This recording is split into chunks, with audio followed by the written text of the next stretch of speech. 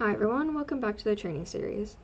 Today I'll be going through some of the general knowledge and terminology that we tend to use within Science Olympiad, as well as going through what a typical tournament day might look like. So to start off, for the purposes of these videos, I'll be differentiating between event supervisors or ESs and general volunteers. So ESs are usually more experienced and know the ropes of Science Olympiad, whether it's as a competitor or as an event supervisor themselves. They'll be the main ones in charge of the event the day of the tournament, and they'll also be making most of the big decisions and leading both the students and the volunteer team. When I say volunteers, I basically mean anyone who's helping to run an event that is not the event supervisor. These people may or may not have a Science Olympiad experience, and they play a supporting role to the ES. And just to be clear, just because I say supporting role and general volunteer, it doesn't mean that they're any less important than an ES. Like, believe me, as an ES, you cannot do your job properly without the help of your volunteers. So no matter what role you're placed in, you're very much needed and very much appreciated. So moving on, there are different levels or divisions of competition within Science Olympiad. Division A is elementary school, Division B is middle school, and Division C is high school. We mostly work with Division B and C. Occasionally, or at least us at SoCal, will run an event for Division A, but for the most part, our main focus is Division B and C. And additionally, there are 4 types of tournaments that we can work for, although mostly we don't do nationals, or very select few people go to nationals. But yeah, so there's invitationals, regionals, and nationals. And the way these tournaments are structured, Division B and C are usually run within the same tournament, but they are completely independent of each other. You can think of the invitationals as like practice tournaments or scrimmages, maybe, while all the other tournaments count towards something.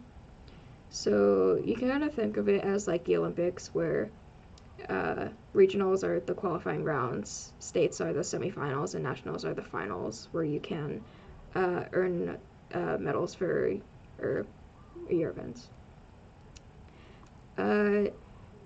Just in case that's a little bit too confusing, I don't know if this is any better at explaining it, but you can see like invitationals, it is also split up between Division B and C, but it's not going to get you anywhere if you do well in here. It's mostly just for practice.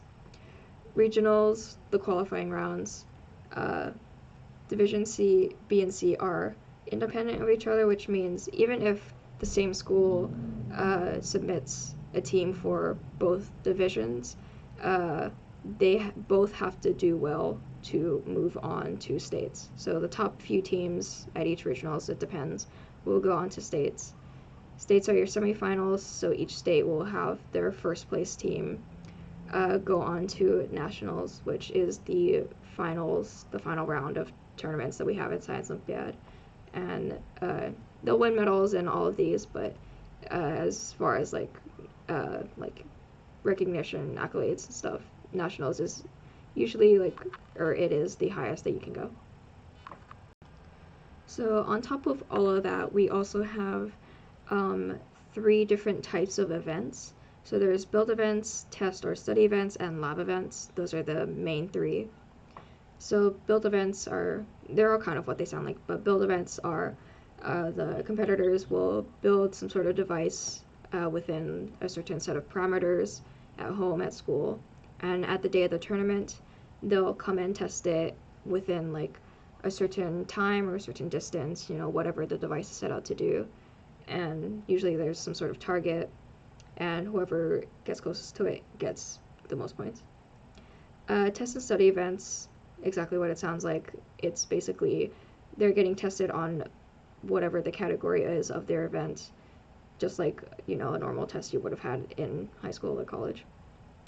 And lab events, they can be a little bit of a mix of both of the other types of events, but they're mostly categorized by the fact that they have some sort of lab practical portion attached to them. So basically, the the breakdown of the tournament is there's a tournament that's run at a school, hosted by a school. There's Division B and Division C usually. They're independent of each other. And each of the divisions have their own events. Some of them are the same event, but they have slightly different rules attached to them. And there's 23 events total in each division. With all of that out of the way, let me move on to what a typical tournament day might look like. So here I have the schedule for the SoCal State Tournament that happened this past season. I know it looks pretty chaotic, and you're not wrong, but it's not so bad once you kind of know what you're doing. So on the left here we have all the events, as well as what room they're located in, the building, the room number, at the specific school that's hosting it, so in this case it's Caltech. At the top here we have all these blocks of time sectioned off. Basically, the reason that is most of these events run for 50 minutes at a time.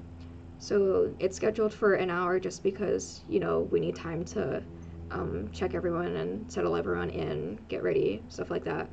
There's also some time in between each of the blocks because just like you would have needed like in high school or something, everyone needs like some passing time to go in between their events, especially at a big campus like Caltech or like UC Irvine, where if you're unlucky you might have to run all the way across campus. And then additionally in these colored regions there's B and C, obviously Division B and Division C, and these numbers correspond to team numbers, which is given to the team by the tournament. So each team that comes to you should, hopefully, sometimes they don't, but they should know that what their team number is, and you should be able to keep track of who's coming, who's not, and who didn't show up just by the schedule they give you and their team number. Just a little note also here at the bottom, for these events it says sign up online. Basically that means that the competitors can sign up for whatever time that they like. These are all build events, by the way, so they usually take 10 to 15 minutes, like at maximum. So they'll just come kind of whenever they sign up, and they'll just run their event with you at that time. Also here it says impound for some of these events. That basically means that the competitors at the very start of the tournament day are going to come to you, drop off their device, and they'll just come and pick it up and use it whenever they have, for whatever time they have signed up for. We do this just because we don't want competitors to get an unfair advantage for search events that require like a set distance or a set time, something like that. So they can't like be altering their device if they somehow get the information before they actually come and test it. Now let me go through the actual timeline of my day during this tournament. So volunteer check-in was, I think, about 7 or 7:15. And given my badge, my tests, some of the resources that I needed, and some complimentary breakfast. And I was working Disease Detective C as well as Micromission C, although I was the ES for Disease Detectives and just the volunteer for Micromission, because they're not going to make you ES for two different major events. It's very hard and a little bit too much work than what it's worth, if in my opinion. But anyway, so I get to our room and I help the ES for Micromission set up because in this day their event was first. And pretty soon we have our first block of students come in. During the first block, it's pretty important. I'll go through it in a different video, but we kind of just need this time to prep for the rest of the day, as well as making sure that we catch any mistakes that might be hidden within the test and whatever. So yeah, so first block ends, second block comes in, and basically once we get the second block settled in, we have to start grading the first block, and from here on out, we're basically grading for the whole rest of the day. Uh, this is because here at awards, we need to have every single team's score submitted, as well as all the placements, and we need to make sure that they're correct. And grading takes quite a long time, so we basically need to start grading as soon as possible. So yeah, we're grading basically throughout the whole day. We finish micro mission, start on my event, and same thing. We're basically grading the last block of micro mission as the first block of Disease Detectives is running.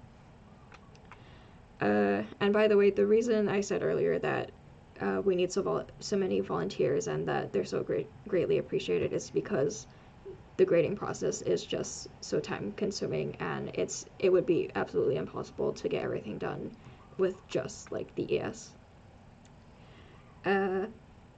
Yeah, so you might also see here that there's a big gap of time between the end of the last block and the beginning of the award ceremony.